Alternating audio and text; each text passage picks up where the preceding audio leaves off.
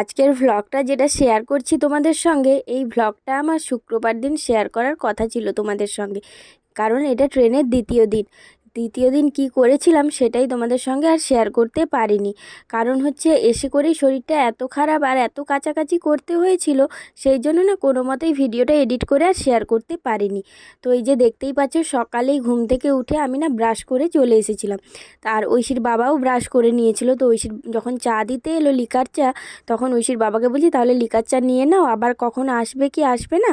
আর ঐশী ঘুমোচ্ছিল। তো আমাদের দুজনের চা খাওয়া হয়ে গেছিলো, কিন্তু চা খেয়েছি, বিস্কুট খেতেই ভুলে গেছিলাম। তো এই যে দেখতে পাচ্ছ, ঐশী এই জাস্ট ঘুম থেকে উঠলো, এখন এই 7:45 মতো বাজে। ও অনেকক্ষণ ঘুমোলো, সেই জন্য ওকে ডিস্টার্বও করিনি, আর ওপরেই আছি। তো ট্রেনটা এবারে বিশাখাপত্তনমে দাঁড়াবে, সেখানে আমরা কিন্তু নিচে চলে যাব। কারণ বিশাখাপত্তনমে যে মানে নিচে একজন আছে, সে নেমে যাবে। কালকে রাত্রেই খবরটা নিয়েছিলাম। তো তখন থেকে প্ল্যান করে রেখেছিলাম যে চলে গেলে আমরা নিচে নেমে যাব, তারপর যদি কেউ ওঠে তখন ওকে একটু রিকোয়েস্ট করব যদি আমাদেরকে নিচে একটু থাকতে দেয়, রাত্রে না হয় ওপরে উঠে যাব। সেই রকমভাবেই প্ল্যান করে রেখেছিলাম। তো এই যে দেখছো, ঐশী ঘুম থেকে ওঠার পরে আবার একবার দেখছি লিকার চা দিতে এসেছে। তখন তাহলে ভাবলাম যে মামাকে বললাম লিকার চা খাবে, ও বললো যে হ্যাঁ চা খাবো। তো প্রতিদিন সকালে চা খাই বলে ওরও একটা অভ্যাস হয়ে গেছে, সেইভাবে ওর জন্য চা নিয়ে ওকে 4টে মারি বিস্কুট খাইয়ে দিয়েছিলাম। আর এই যে দেখো, এখানে তো এইরকম চায়ে দিয়েছিল প্যাকেটগুলো। তো ঐশী ওটা নিয়ে এত তার আনন্দ, এত খেলছে, আর আমাকে বলছে এটা কেন নড়ছে তুমি আগে বলো, এটাকে তুমি দাঁড় করাও। আমি বলছি এটা কাপে রাখলেই এটা স্টপ হবে, না হলে হবে না। ওর মুখটা দেখে বুঝতেই পারছো, মানে খুব বিরক্ত হচ্ছে কেন এটা এরভাবে নড়ছে। আর এখন নিচে দেখো বিশাখাপত্তনম, আর মানে কিছুক্ষণ পরেই স্টেশনটা চলে আসবে। তো ব্যাগ গোছাচ্ছে, তো সেটাই আমরাও দেখছিলাম যে কখন যাবে আর আমরা কখন নিচে নামবো।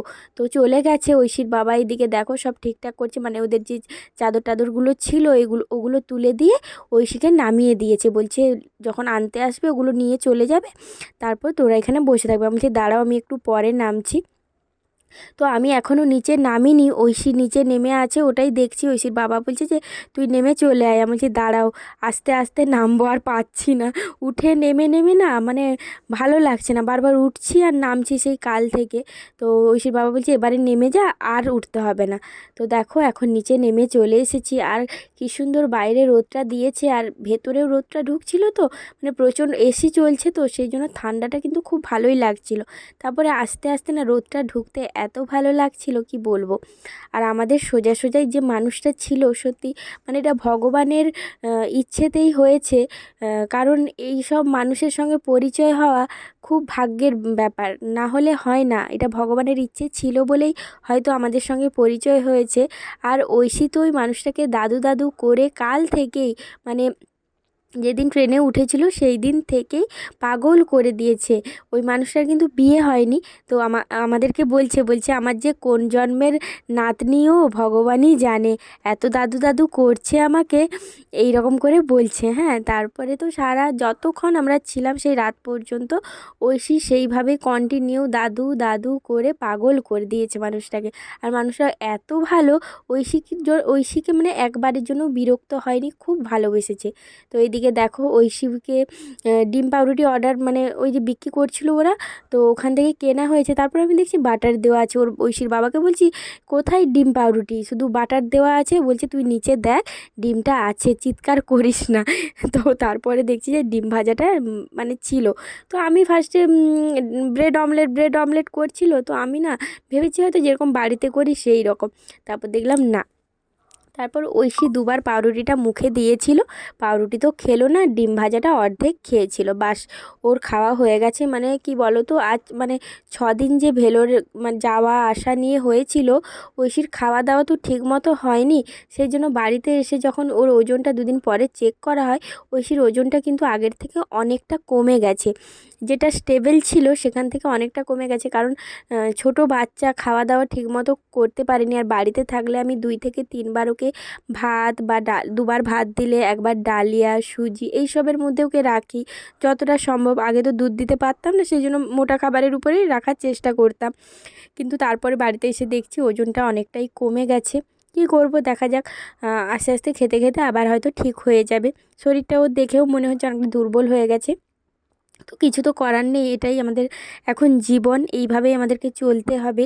তো এইদিকে দেখো আমার আর ঐশীর বাবার জন্য ঐশীর বাবা ধোসা অর্ডার দিয়েছিল। তো আমি অর্ধেকটা খাওয়ার পরে আর খেতে পারিনি, তারপরে ঐশীর বাবাকে বললাম তুমি খাবে তো খেয়ে নাও, আমাকে আর ভালো লাগছে না। তো ঐশী ওই যে প্যাকেটগুলো দিয়েছিল, একটা চামচ, একটা স্যানিটাইজার, এইগুলো নিয়ে ব্যস্ত খেলায়। আর একটা নুনও ছিল, আমি না ওই প্যাকেট মানে ওই যে কাগজ ফয়েল বাটিটাতে কি করেছি, সাম্বারটা ঢালবো বলে রেখেছি, আর ঐশী কী করেছে নুনের প্যাকেটটা কেটে করে ঢেলে দিয়েছে। আমি যে তুই আমাকে খেতেও দিবি না। তারপরে মানে সাম্বারটা নুন হয়ে গেছিলো, খেতে পারিনি। তারপরে ধোসাটা ঐশীর বাবাকে দিয়ে দিয়েছিলাম, অর্ধেকটা খাওয়ার পরে আমিও আর খাইনি। আর ঐশী তো একবারও মুখে নেয়নি সেদিন কোনো মতে, মানে ওর খাওয়ার ইচ্ছেই থাকেনি। মানে ট্রেনে জার্নি করছি, ওখানে থাকা ওর আস্তে আস্তে না আর ভালো লাগছিল না। তারপরে এত দুষ্টামি করছিল, কোনো মতেই সিটে থাকছে না, বেরিয়ে বেরিয়ে চলে যাচ্ছে। তো সেই কারণে আমি কি করেছিলাম, ওকে ধরে নিয়ে জানালার দিকে ওকে বলছি দেখো পাহাড়, এটা ওটা ওইভাবে দেখাচ্ছি। আর চিল্কাটা যখন পেরিয়ে গেল তখন না আর ভিডিও করতে পারিনি। ঐশীর বাবা বলছে ছাড় না, ভিডিও করতে হবে না, এরকম তো আসা যাওয়া লেগেই থাকবে, কত দেখতে পাবি, ভিডিও করার আর দরকার নেই, এইভাবে আমাকে বলছিলাম যে ঠিক আছে। আর এই যে দেখো বারে বারে পালিয়ে যাচ্ছে, মানে পর্দা দিয়ে রেখেছি তারপরেও পর্দা সরিয়ে ও চলে যাচ্ছে, কোনো কথাই শুনছে না, কারণ ওর আর ভালো লাগছে না। কি করছে, ওই কাঠের চামচগুলো দুটো পেয়েছিল সেগুলো নিয়ে খেলা করছে। একবার করে ওই দাদু মানে ওই যে মানুষের ছিল, ওই তো দাদু দাদু দাদু ডাকছিল, তো বারবার গিয়ে বলছে তুমি কি খাচ্ছ, তুমি এটা কি খাচ্ছ, তুমি ওটা কি করছো, এই রকম কন্টিনিউ মানুষটাকে করে গেছে। এখন দেখো ওই দিকেই তাকিয়ে আছে। ওকে আমি বলছি তুই এসে বস, একটু কিছু খা, না কোনো মতেই খাবে না। তারপর অনেকক্ষণ পরে ও পটি করতে ও শরীরটা একটু হালকা লাগলো। এই যে একটা বিস্কুট প্যাকেট কেটেছিলাম, ওকে একটা দিয়ে, ওকে দুটো দিয়েছিলাম, দুটো নেয়নি, ওর বাবাকে দুটো দিলাম, ওর বাবাও একটা নিয়েছিল, প্রচুর মিষ্টি তো ওই বিস্কুটগুলো, সেই জন্য আমি দুটো খেলাম, ঐশী একটা খেলো, আর ওর বাবা একটা খেয়েছিল। আর ঐশী কী করেছিল, আরেকটা অর্ধেক মানে খেতে খেতে পড়ে গেছিলো, বাস ওর খাওয়া হয়ে গেছে। এটা টিকিট কোথায়, টিকিট টিকিট তো নেই। টিকিট নেই, তাহলে আমাদের সাথে যেতে হবে, বাবা মার সাথে আর যাওয়া যাবে না। কি করবি, কেন তোকে ধরবেই, তোর টিকিট নেই, একটা সাইড তোর টিকিট নেই, তোকে ধরবে বলেছে। চলো আমাদের সাথে, আমাদের সাথে চলো, বলছে আমাকে বাঁচাও। আমাদের সাথে চলো। বাঁচাবো কেন? টিকিট কই? তোমার তো টিকিট নেই, তাহলে তো ধরে নিয়ে যাবে। চলো আমাদের সাথে, কি করবি, চলো আমাদের সাথে। টিকিট না নিয়ে এসছিস কেন, হ্যাঁ? এ বাবা, টিকিট নেই। আচ্ছা ঠিক আছে, তুমি আমার টিকিটটা দিয়েই ওকে বাঁচাও। এই যে আমার টিকিট। দেখো দাদুন তোমাকে দাদুর সাথে বাঁচাচ্ছে, হ্যাঁ দাদুর সাথে তাহলে যেতে হবে, তাহলে দাদুর সাথে যেতে হবে, মায়ের সাথে যাওয়া যাবে না। দাদুন তো তোমাকে বাঁচিয়ে দিল টিকিট দেখিয়ে। দাদুর সাথেই যেতে হবে, মায়ের সাথে যাওয়া যাবে না। দাদু বাঁচিয়েছে, দাদুর সাথেই যেতে হবে। তোমাকে সবাই খড়গপুরে নামিয়ে দেবে, তার বেশি দূর কেউ নিয়ে যাবে না তোমাকে, পারবে না কেউ। আসেন। দুপুরে ভাত দিয়ে যাওয়ার পরে ঐশীকে অনেক কষ্টে একটু ভাত খাইয়েছিলাম।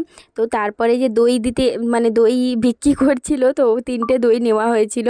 তো আমি বললাম যে 3টে নিও না, দুটো নাও, আমি মানে ঐশীরটাই আমি খেয়ে নেব।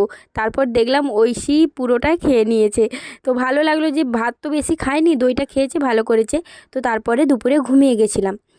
তো দুপুরে ঘুম থেকে ওঠার পর থেকে আমার এত ঠান্ডা, মানে যেন মনে হচ্ছে এত ঠান্ডা লেগে গেছে, শরীরটা খারাপ লাগছে।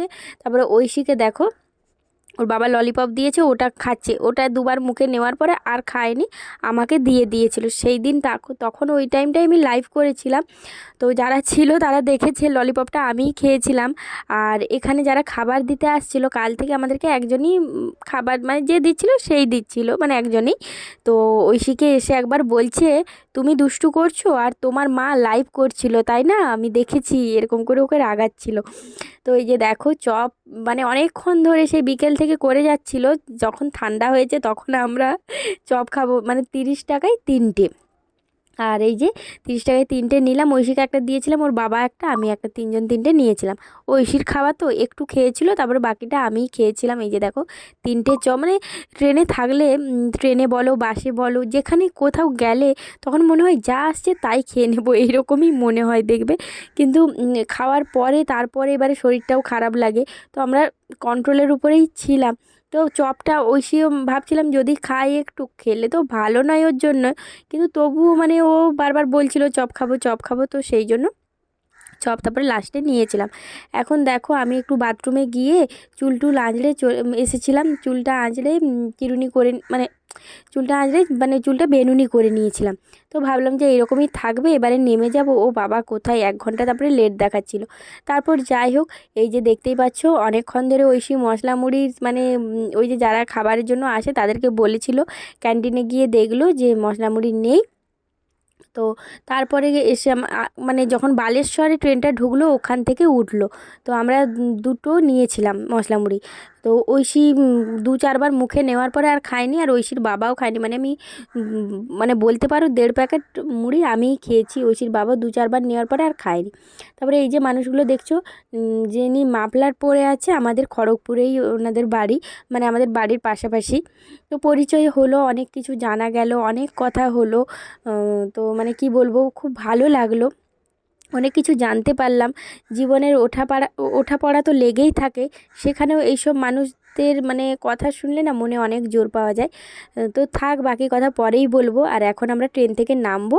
ঐশীর অবস্থা দেখো, হনুমান টুপিটা পরিয়ে দিয়েছি, আর মানে সবাইকে পাগল করে দিচ্ছে। ওর এখন ট্রেনে মাথায় কপালে সাইডে লেগে গেছে, ও তখন চিৎকার করে বলছে আমার কপালটাই খারাপ হয়ে গেল রে, সবাই এত হাসাহাসি করছিল কি বলবো।